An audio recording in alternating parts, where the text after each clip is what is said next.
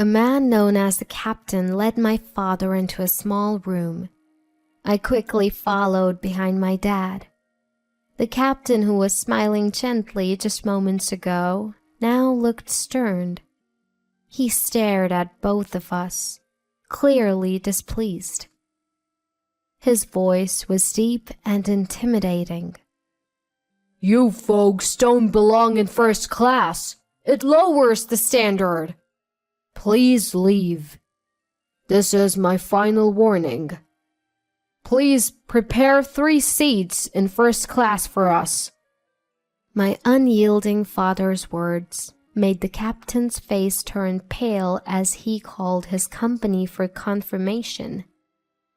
"We'll prepare your seats right away. I'm deeply sorry for the inconvenience." Turning to that voice, I saw the captain apologizing profusely. What's the true identity of my gentle, helpful father that was revealed during his retirement celebration? My name's Belle. While my friends are getting married one after another, I'm enjoying my life. I'm planning to relax at my parents' house during the summer break. By the way, I heard Mary is expecting her second child. Really? How old is her first one? I think she just had the baby recently. Time flies, huh? When are you planning on it, Belle? Someday. Just make sure you don't rush and end up with the wrong person. Think it through. Even though my parents' house isn't far from my apartment, I've been less eager to visit over the years. Whenever casual conversations turn to marriage and kids, I feel a bit left out. I know my parents mean well and they know I love kids. My dad is retiring at the end of the year. He's always hoped to see his grandkids while he's still healthy, but it seemed that won't be happening anytime soon. Growing up, we moved a lot because of my dad's job. I've always been good with people, but not so good at showing vulnerability. My mom used to tell me to be someone who can help others. I took that to heart, and now I'm the go-to person at work and in my personal life. This made me appear strong, and while men rely on me, they don't often see me romantically. I might be the typical I can live on my own type you see in comics. Where's Dad? He went out shopping. Isn't it a bit late for shopping? You know, Dad, he's probably helping someone out again. Didn't he save a drowning kid once? Yes, I was so worried then.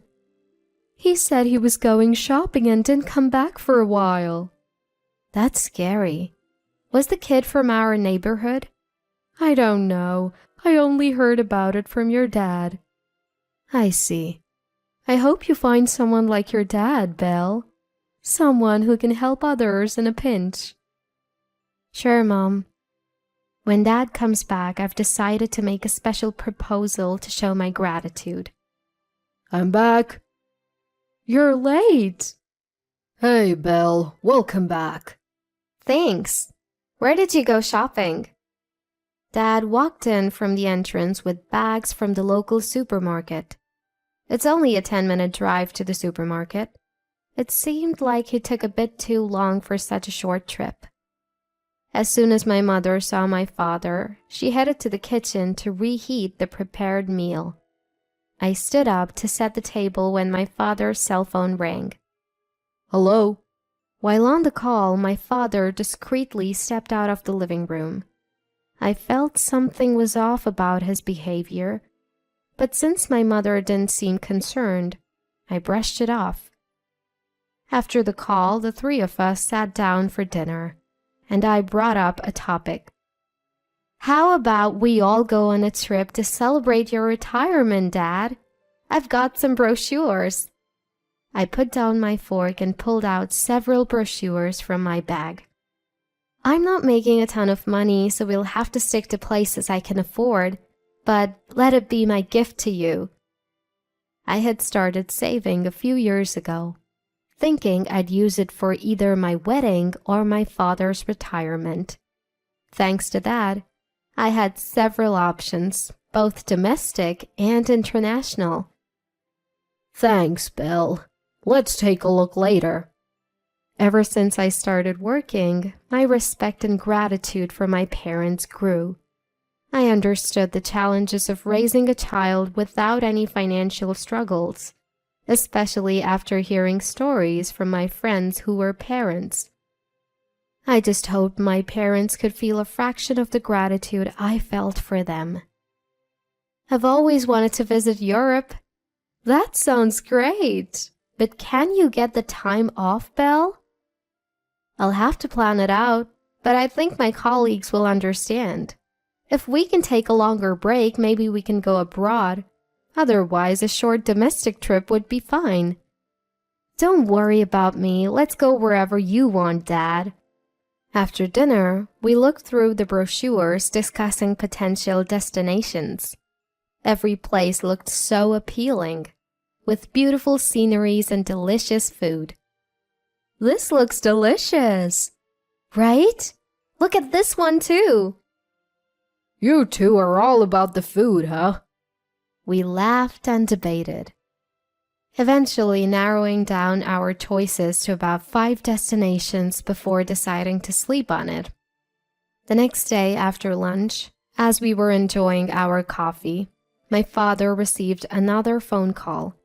He answered with a "Hello?" and stepped into the hallway. Has Dad been getting a lot of calls lately? Maybe more recently. He's retiring, so maybe it's work-related. Don't you ever ask who's calling? I don't pry into such things. Don't you get curious? We're not newlyweds. At our age, I don't get upset over a phone call. Is that how it is? That's how it is. It's fine. If something comes up, we'll deal with it then. My mother's calm response was reassuring, but I still felt uneasy. As we were discussing this, my father finished his call and returned. Who was on the phone? Oh, just someone. Someone you can't tell us about? Actually, I was thinking, what if we splurge on hotels and meals but save on flights? What do you think? That sounds good.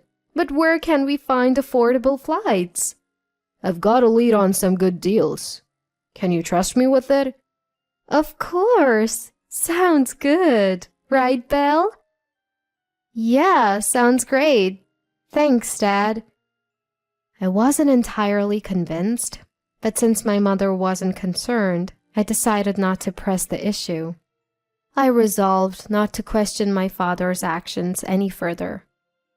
The next day, we settled on an international destination and began considering potential dates. At my workplace, vacations are scheduled in rotation. When I proposed the dates to my colleagues, they quickly agreed. When it came time to book, my parents expressed a wish to save my money for the future. So, we agreed that I would pay a bit more than half of the trip's cost. However, my father insisted on handling the flight arrangements, including payment. Time flew as we prepared our passports, packed our suitcases, and researched our destination. Finally, the day before our trip, I left work a bit early and returned to my parents' house. Oh, look at the time! Hearing this, my mother headed to the kitchen to prepare dinner. My father, seemingly following her lead, headed straight for the front door. Where are you off to, Dad? Just a quick errand. Will you be back by dinner? Yeah, I'll be quick. Be right back. Where did Dad go? I'm not sure. He didn't mention anything about going out today. What should we have for dinner? My mother began preparing dinner, and my unease about my father's behavior grew. However, he returned in about an hour. Where were you? Oh, just out. You've been acting strange lately. What's going on? I'll tell you later. Don't worry about it. My suspicions grew. But with our celebratory trip starting tomorrow, I don't want to cause any tension. I decided to prioritize enjoying the trip. On the day of the trip, while my father exchanged our tickets, my mother and I headed to the baggage drop. I'll be right back. Need to use the restroom. Got it. We'll wait here. As I walked to the check-in counter, I spotted my father. He looked tense, seemingly in a disagreement with an airline employee. We made a reservation. I'm sorry, but we don't have any record of it. Just find us 3 seats. I'm truly sorry, but we don't have any available seats. That can't be right. There were seats available when I checked yesterday. I understand your frustration, but we don't have any seats. This is unacceptable. Please find a solution. My usually calm father was raising his voice. Suddenly, a tall, tanned man approached. He signaled to the staff and then addressed my father. Excuse me, sir. The captain. What seems to be the problem? We made a reservation, but they are saying it's not in the system. Plus, they're claiming there are no available seats. I even received a confirmation call about the reservation. I understand. Could you please come with me? The man referred to as the captain gestured to a door on the wall. I quickly followed my father. Once inside the small room, the captain's previously friendly demeanor changed. He looked at my father and me with a displeased expression. His voice was deep and intimidating. You made a reservation to first class, correct? Yes, that's right. So if there were available seats in first class, there should have been at least 3 available, right? Do you even know what first class means? It's not for people dressed like you. Don't you get it? Is this how your airline trains its staff? To judge people by their appearance? It's impressive that a captain would come out and insult a customer like this. I don't care about that. Having someone dressed as shabbily as you in first class would lower our standards. Please leave. We hadn't been told we'd be flying first class, and given the long flight, we had dressed for comfort. Still, the captain's words angered me. This is your last warning. Prepare 3 seats in first class. If you don't, this might be your last flight. My usually calm father spoke with such authority. It took me by surprise. The captain looked equally shocked, as if thinking, what is this guy talking about? I'll be in charge of personnel decisions for this airline starting next year, so I'll be the one deciding your fate. That's impossible. If you don't believe me, check with your boss. My name is Wilson David. With such confidence in my father's voice, the captain began making a phone call. As he spoke, his face turned pale. I deeply apologize, Mr. Wilson David. We'll prepare your first-class seats right away. Good. Make sure you do. And about the personnel matter you mentioned earlier. Come on, Belle. Let's go. I'm truly sorry. As my father walked back to me, the captain called out to him with a loud voice. When my father turned around, the captain was deeply apologizing. I assure you this isn't our usual behavior. Usually different, huh? Seems like you've been hiding your true nature. Anyway, thanks for arranging the seats. With that, my father patted my shoulder and headed to the boarding gate. While waiting for the plane, my father explained everything. Years ago, he had saved a child from drowning in a river. That child's father turned out to be the CEO of this airline. They had maintained a casual relationship since, exchanging Christmas cards and occasional gifts. One day, the CEO called my father. He had been diagnosed with a terminal illness. His son was already working, but he wanted someone trustworthy by his side. That's when he thought of my father. My father, who had once rushed to save a stranger's child, had some knowledge of the aviation industry, which made him a suitable choice. After some contemplation, my father accepted the offer. His recent phone calls and outings were to discuss the transition with the CEO and his son.